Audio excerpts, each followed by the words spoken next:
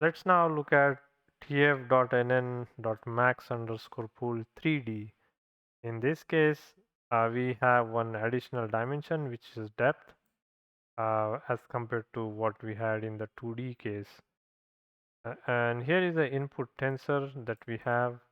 So this outer bracket, that is for our batch size, and then this is for the depth.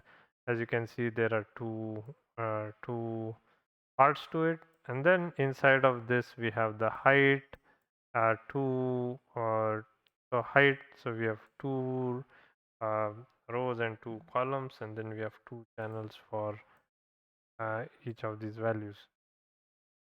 For kernel size, accordingly, we now have 5 values.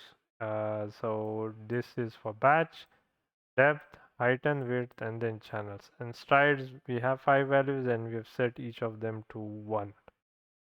Now for application, we have to use the 3D after max pool. So here we have tf.nn.max underscore pool 3D.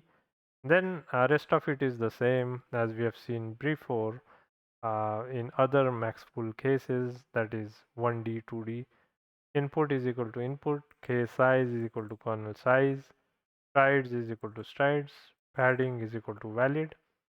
And now when we run this, we get an output of shape 1 by 1 by 1 by 1 by 2, and these are the values 33, 88. So if we look at this input tensor, these are the values that we are looking at, and the max of these values is 33, which is right here. And likewise, if you look at these values, the max of these values that we have is 88, which is right here. And therefore, that's what we see here in the output, which is 33 and 88.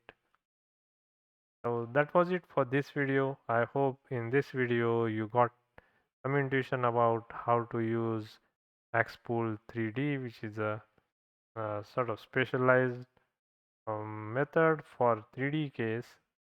And earlier we have also seen the general case Maxpool. Then we also have seen the Maxpool 1D and 2D. I hope to see you all in the next video. Thank you.